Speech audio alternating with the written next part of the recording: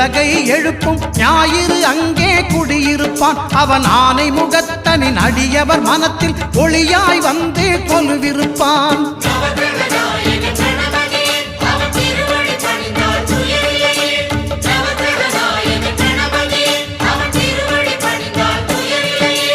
ஒன்பது கோளும் ஒன்றாய் காண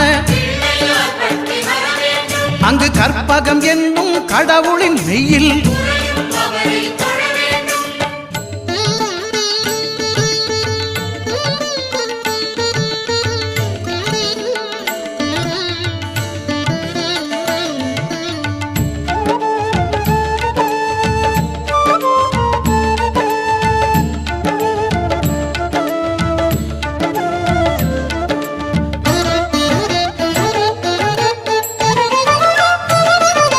திங்கள் பகவான் திருமுகம் காண